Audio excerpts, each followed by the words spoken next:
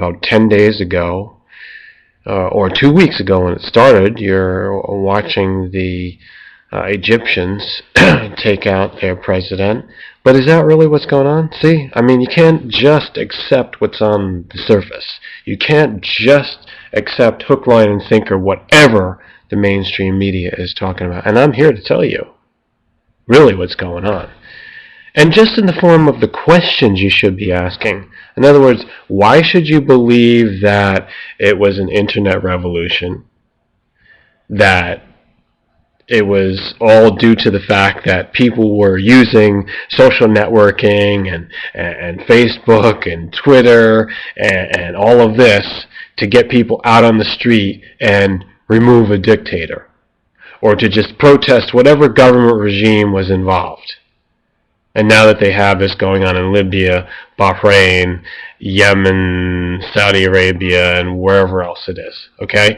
It seemed to start in Tunisia, seemed to then continue to Egypt, and now it's spreading out all over the place, including Iran, one of the biggest arch enemies in the axis of evil now, according to you-know-who. And you need to ask, how much of this is really being orchestrated by the shadowy government? How much of this is being planned out from the top level of the plutarchy, the oligarchy, the globalists, the Illuminati? You know what I mean. Is it possible that they have a way to create a smokescreen such as this, something like plausible, something that we want to believe in, and say, yeah, the people have the power. It's the people that removed Mubarak. I see a lot of people out there really just believing this without questioning it. Well, I'm here to help you question it, because I question everything, including my own self. I question the fact that I am a question mark. And my regular viewers know what I'm talking about when I do that. The meaning of mystery is really behind all of this. Why? Ask why. No, seriously.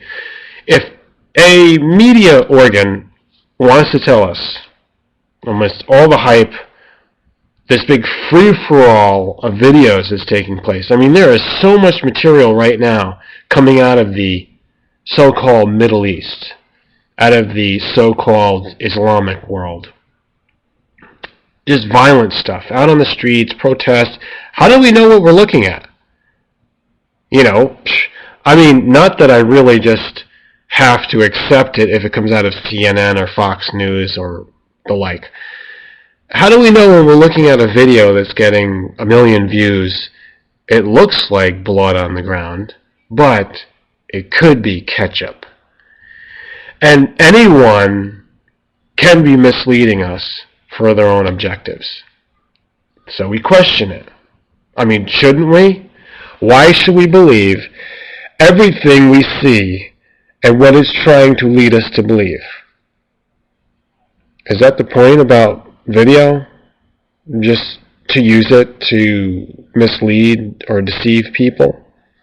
To gain support for a certain cause, regardless of the integrity, the honesty?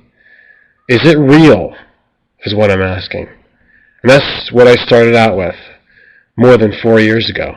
In fact, almost 5 years ago, right? How real is it? My video that I'm making, this thing that I'm doing, I'm talking about myself. I'm giving out my own ideas. Is that real? Is that authentic? There's no end to that. We have to be constantly vigilant in order to get to the truth. If we don't have the truth, we don't have anything. Without that strong foundation, we can't have entertainment, comedy, sarcasm, satire. All of those things are a twisted version of truth.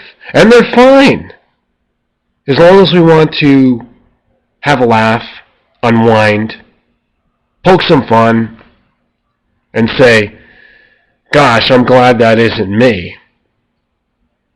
Tom gets hit on the head with a frying pan, and Jerry's behind it all. The Tom and Jerry slapstick, that kind of shtick. But all of that is very dangerous if we don't have any grounding in reality. Reality is the truth. That's really what's going on. So, we've got to refresh that. We've got to reconfirm that. We've got to reconnect with it.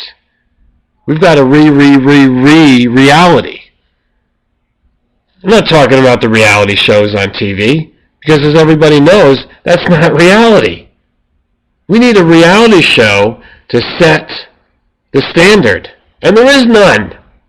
What about in the video world? Where is it? Actually, that's my job. If you want to find reality, you come here and you see what I'm talking about and the questions that I'm asking, and then you can set the standard. You can set the foundation, and all the rest of it is in relation to that. Without it, we're just floating along like driftwood in the viral video world of deception. And what good is that? What's that going to lead to? A world of insanity. It's okay to be insane as long as you know what sanity is. So I ask that whenever you see these videos, there are so many of them flying around now, and tomorrow it'll be something else, maybe another country. I haven't even begun to tell you what I think it is going on. All I've done here in this video is advise you to start asking the right questions.